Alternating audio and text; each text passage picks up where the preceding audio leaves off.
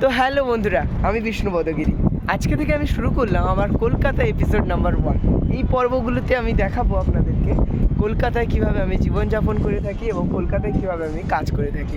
তো আমার পাশে দুটো বড় বড় কোম্পানি রয়েছে, একটা হচ্ছে টিসিএস মানে ডাটা সার্ভিসেস কোম্পানি, আর একটা হচ্ছে কানাডার কোম্পানি।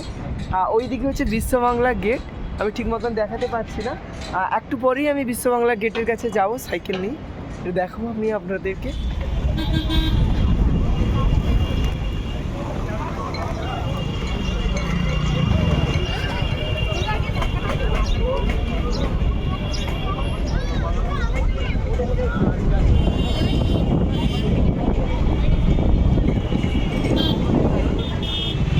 আর এটাই হচ্ছে সেই টিসিএস কোম্পানি, টিসিএস গ্রুপও বলতে পারো। 2 হুইলার নিয়ে যাচ্ছে আর আমি সাইকেলে যাচ্ছি। এটাই হচ্ছে আমার কলকাতা জীবন। বাড়ির পাশে সাইকেল চালালাম সারা জীবন, আর আজকেও এখানেও সাইকেল চালাচ্ছি। তবে এটাও কিন্তু একটা 2 হুইলারের মধ্যেই পড়ছে। এই ওভারব্রিজটার নিচ দিয়ে আমি পেরোলাম। বর্তমানে আমি একটা মার্কেটে যাচ্ছি। এই কৃষ্ণচূড়া গাছগুলো কত ভালো লাগছে। একটা মার্কেটে যাচ্ছি, যেই মার্কেটটা কিন্তু পুরোই আমাদের গ্রামের মার্কেটের মতো। মানে আমার পাউশি একটা মার্কেট আছে, যারা পাউশিতে থাকেন জানবেন, পুরো পাউশি বাজারের মতো। দোকানগুলো দেখেছেন, মনে হচ্ছে যে এটা কি আমি কলকাতা সেক্টর 5-এ আছি, যেখানে 22 তলা 30 তলা করে বিল্ডিং। সেখানে কিন্তু ছোট্ট ছোট্ট দোকান 1 তলা করে, প্রত্যেকটা দোকানই কিন্তু 1 তলা করে। ওইদিকে আবার একটা ক্যালেন পাহাড়ও আছে, ওইদিকে আবার রাস্তাও আছে। রাস্তাগুলো খুবই ভালো, সুন্দরও। দোকানগুলো দেখেছেন, একটা ছোট্ট বাজার। ছোটো বলাটা ভুল হবে, অনেকটাই মোটামুটি এই শেষ পর্যন্ত ছোটোও বলতে পারো, বড়ও বলতে পারো, মোটামুটি মিডিল। আমি গ্যাস ভরতে এসেছি, জানি না এখন গ্যাসের দোকান খুলেছে নাকি। সময় হচ্ছে 4টা বেজেছে।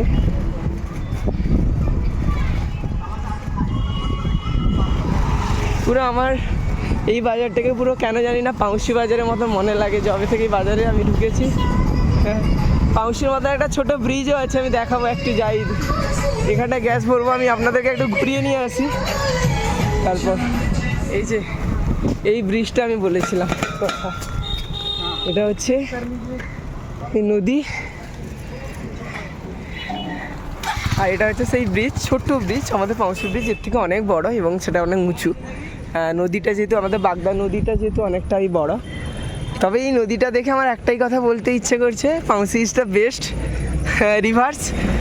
কারণ হচ্ছে নদীর জলটা কত নোংরা এবং কত কি বলা যায়, যেখানে সেখানে কি করে পাহাড় হয়ে গেছে পুরো পিপির।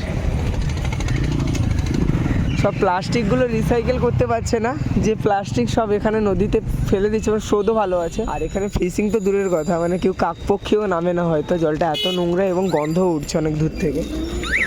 সামনে ওইদিকে হয়তো দোকান আছে, আবার ওই পাশে সেটা হচ্ছে ওভারব্রিজ, গাড়ি পেরোচ্ছে।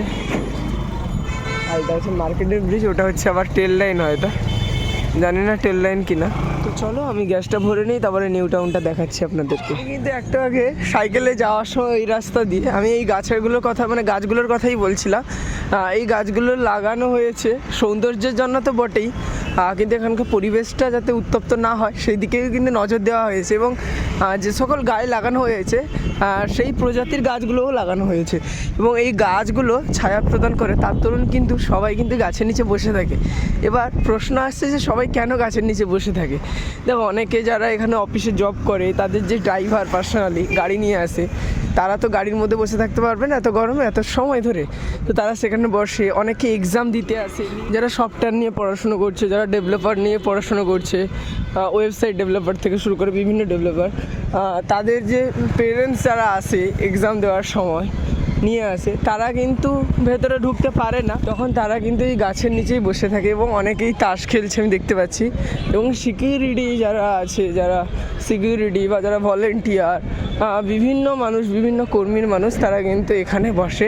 এবং যত দূর যাব তত গাছের সংখ্যাও বাড়বে এবং মানুষের যে জনবসতি সেটা বাড়বে। কারণ পরপর আমি যদি ওটাকে আমি গ্রাম বলি, এটাকে আমি শহর বলি, তাহলে কিন্তু পরপর আমি শহরের দিকে যাচ্ছি। তার মানে তত পরপর কিন্তু মানুষের সংখ্যা বাড়বে এবং বিল্ডিংয়ের উচ্চতাও বাড়বে, সব কিছুই বাড়বে। তবে আমি উদাহরণ দিলাম, ওটা মোটেও গ্রাম নয়, এটা মোটেও শহর নয়, দুটোই শহর, পুরোটাই নিউ টাউন। জায়গাটা হচ্ছে ইকো স্পেস, এই জায়গাটার নাম হচ্ছে ইকো স্পেসটা আমি দেখিয়েছিলাম না, এটা হচ্ছে এই নিচ দিয়ে আমি গিয়েছিলাম তো আমার সাইকেল নিয়ে। এটা হচ্ছে সেই রিভার্স, সেই নদীটা। আর এটা হচ্ছে তার বড় দাদা, ওই ব্রিজটা ওখানটায়, এটা বড় দাদা মানে বড় ব্রিজ বোঝাতে চাইছে আর কি, ওভার ব্রিজ, ফ্লাইওভারও বলতে পারেন আপনারা। ওই রাস্তাটা চলে গেছে, কিছুটা যাওয়ার পর রাইডে টার্ন নিলেই বিশ্ববাংলা গেট। আমি তো পুরো 22 তলা থেকে দেখিয়েছিলাম, বিশ্ববাংলা গেট দেখা যাচ্ছিল, চূড়াটা দেখা যাচ্ছিল। তো চলো আর একটু বাকি আছে। এটাই হচ্ছে আমাদের ইকো স্পেসে, মানে আমাদের যে রেসিডেন্সিয়ালটা আছে তার এটা কারেন্ট অফিস, মানে এখান থেকেই কারেন্ট সাপ্লাই হয়। আর সানসেট হচ্ছে, কত সুন্দর লাগছে। কলকাতার রাস্তার একটা বিশেষত্ব হচ্ছে সেই ব্রিটিশদের সময়কাল থেকে একটা সেপারেট ওয়ে রাখা হতো, এবং এখন কিন্তু 2-3টে করে সেপারেট ওয়ে রাখা হয়, যেগুলো বিদেশে ফরেন কান্ট্রিতে আমরা গেলে, যেমন জাপান, জার্মানি, আমেরিকা, ইংল্যান্ড আছে, লন্ডন, তো ওই সমস্ত সিটি। যেহেতু কলকাতাটা আমাদের কপি টু লন্ডন বলতে গেলে, কারণ ওই লন্ডনের মানুষরাই কলকাতা শহরটাকে বানিয়েছে। কারণ ব্রিটিশরা তো সেই ব্রিটেন থেকে এসছে, ব্রিটেনের রাজধানী তো সেই লন্ডন, তো সেখানকার মানুষরাই তো এখানে শাসন করে গেছে, তারাই তো সেখানকার টেকনোলজি বা সেখানকার সব কিছু এখানে প্রয়োগ করেছে। তারা রাস্তার ডান দিক দিয়ে হাঁটতো বলে আজকে আমরা রাস্তার বাম দিক দিয়ে হাঁটতে পারি। এই যে সেপারেট ওয়ে, ওটা হচ্ছে হাঁটার জন্য, ওখানে গাড়ি পার্কিং করে দিয়েছে। এটা হচ্ছে সাইকেল কিংবা বাইক আর শর্টকাট, মানে শর্টের জন্য এই যে কলোনিগুলো আছে, ডিপার্টমেন্টগুলো আছে বা রেসিডেন্সিয়ালগুলো আছে, এগুলোতে যাওয়ার জন্য। আর ওটা হচ্ছে হাইওয়ে, মোটেও এটা এনএইচ না, প্রত্যেকটা হাইওয়ের নাম আছে, এটা হাইওয়ের নামটা একটু ভুলে যাচ্ছি, তার জন্য স্কিপ করে যাচ্ছি। আমি বোধহয় এই রাস্তা দিয়ে যাব, তবে ওই রাস্তা দিয়ে প্রাইভেট কার যাচ্ছে, বাস যাচ্ছে, এই রাস্তা দিয়ে মানুষ যাচ্ছে, এবং মানুষ যাওয়ার রাস্তাটা কিন্তু সঠিক, এটা অনেকটা ঘুরে, এবং এটা কিন্তু সঠিক। আরও তুমি যদি আরও শর্টে যেতে চাও, মানে রোদের সময় বিশেষ করে, তাহলে কিন্তু তোমাকে এই রাস্তাটা ধরতে হবে, এবং এই রাস্তাটা ধরলে কিন্তু আরও শর্টে যেতে পারবে এবং রোদ লাগবে না। এবং এই রাস্তাগুলো এত সুন্দর, দুপুর 2টোর সময় এলেও, যখন সূর্য মাথার উপরে থাকে 12টা থেকে 2টো, তখনও কিন্তু রাস্তাগুলোতে রোদ লাগে না, এত গাছ আছে। বিশ্ববাংলা গেট চলে এসেছি, নিউ টাউনে অনেক আগেই ঢুকে গেছি আমি। এই যে সানসেট হচ্ছে যেখানে, সেখানে কিন্তু বিশ্ববাংলা গেটটা দেখা যাচ্ছে, আমি দেখতে পাচ্ছি, হয়তো বা মোবাইলে নাও দেখতে পারেন আপনারা।